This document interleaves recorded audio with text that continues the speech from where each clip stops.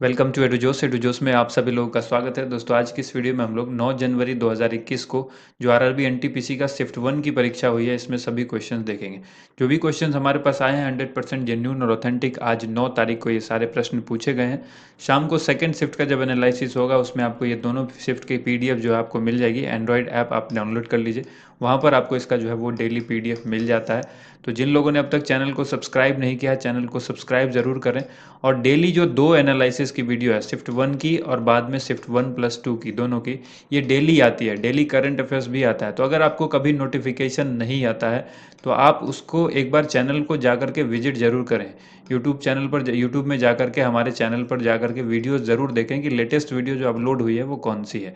तो चलिए शुरुआत करते हैं। सबसे पहला प्रश्न पूछा गया है, 2019 विश्व कप का फाइनल मैच किस मैदान में हुआ था? ये क्वेश्चन पूछा गया है। तो अब विश्व कप 2019 से रिलेटेड जितने इंपॉर्टेंट क्वेश्चन बनते हैं उन सबको जो है अच्छी तरह से आप याद कर लीजिए।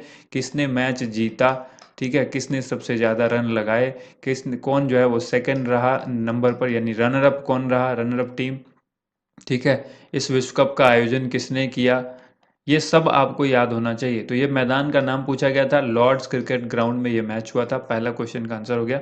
इसके बाद पूछा गया है, तारे किस कारण टिमटिमाते नजर आते हैं? साइंस का ये क्वेश्चन पूछा गया। तो आंसर हो जाएगा, प्रकाश के वायुमंडलीय अपवर्तन के कारण तारे जो है वो टिमटिमाते नजर आते हैं। इसके बाद राइबोसोम किससे बनता है? तो आंसर होगा प्रोटीन और आरएनए। ठीक है, डिपेंड करता है आपके क्वेश्चन में क्या आंसर था। हो सकता है ऑप्शन प्रोटीन ही हो ज़्यादातर। इसके बाद क्वेश्चन है, डेंटिस्ट जो है वो किस दर्पण का इस्तेमाल करते हैं? डेंटिस्ट जो है वो दांत के जो डॉक्टर होते हैं वो किस दर्पण का इस्तेमाल करते हैं? अवतल दर्पण का इस्तेमाल करते हैं। इसके बाद है, 2019 का गांधी शांति पुरस्कार किसको दिया गया है? करंट अफेयर्स के जितने भी क्वेश्चन पूछे गए हैं, लगभग सारे क्वेश्चन 2019 के हैं।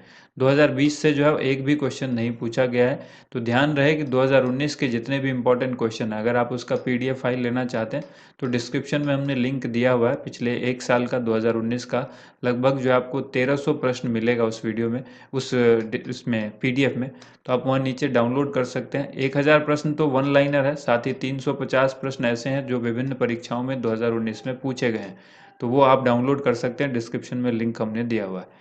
ठीक है, यहाँ पर देखिए इसके हो जाएंगे आंसर क्या होगा, योहेई ससकावा को मिला था 2019 का गांधी शांति पुरस्कार। इसके बाद है, 2019 का नोबेल शांति भी पूछा गया है। तो नोबेल का शांति पुरस्कार 2019 का जो मिला था वो अभी अहमद को मिला था। ठीक है, इसके बाद देखिए 2019 के जितने भी नोबेल पुरस्कार हैं उन सबको देख लीजिए।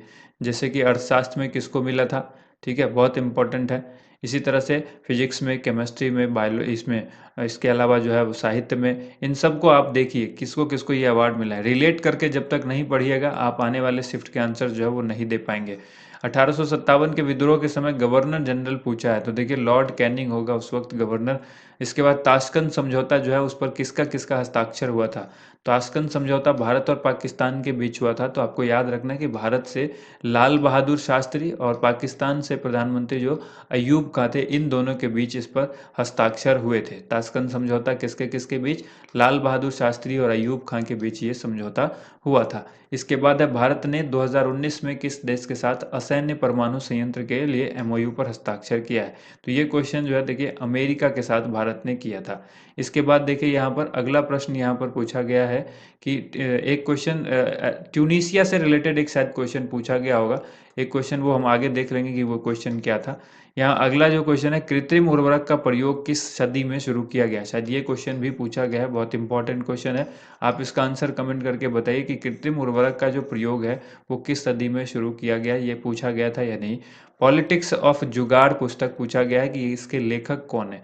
तो ये जो लिखी है पुस्तक सबा नकवी ने। अब तक सबा नकवी से 2 क्वेश्चन पूछा जा चुका है। इनकी जो भी 2 पुस्तक थी उससे ये क्वेश्चन पूछा जा चुका है। तो एक अभी याद रखिएगा, पॉलिटिक्स ऑफ जुगाड़।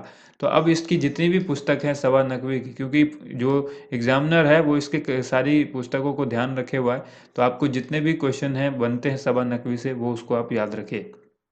अपीको आंदोलन पूछा गया कि ये किस राज्य से संबंधित है?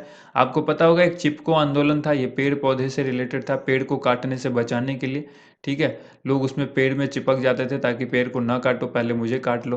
तो लोग इसकी वजह से पेड़ पौधे को नहीं काटते थे। तो ये आंदोलन चिपको आंदोलन था। उसी प्रकार का आंदोलन अपीको आंदोलन जो था वो कर्नाटक में था। ठीक है, या आप यूं कह लें कि दक्षिण भारत में वो हुआ था। तो अपीको आंदोलन किस राज्य से संबंधित है, तो राज्य पूछा गया है, आंसर कर्नाटक होगा। वन्य जीव संरक्षण अधिनियम 1972 में कितनी अनुसूचियां हैं, ये क्वेश्चन पूछा गया। वन्य जीव संरक्षण अधिनियम 1972 में कितनी अनुसूचियां हैं, तो 6 अनुसूचियां उसके अंदर हैं। इसके बाद है संचार प्रोटोकॉल इनमें से कौन है, और ऑप्शन में था HTTP, तो हाइपर टेक्स्ट ट्रांसफर प्रोटोकॉल जो होगा इसका आंसर। इसके बाद कंप्यूटर का मस्तिष्क पूछा गया है, तो देखिए CPU होता है।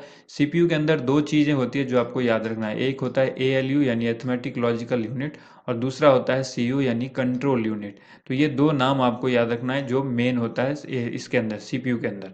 इसके बाद है मणिपुर की राजधानी अगर इम्फाल है, इस तरह से ये रीजनिंग का एक क्वेश्चन था। उसी तरह नागालैंड की राजधानी क्या होगी, तो आंसर हो जाएगा कोहिमा। इसके बाद है यूनेस्को का मुख्यालय पूछा गया, तो पेरिस फ्रांस में है।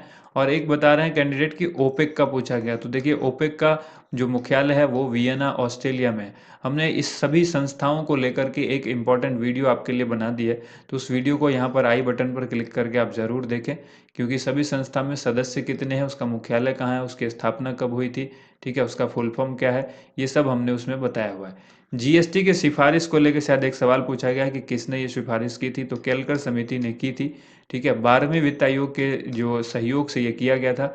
और इसके बाद है ग्लूकोज से संबंधित शायद एक प्रश्न पूछा गया है, क्या प्रश्न है एग्जैक्ट यहाँ पर नहीं आया है।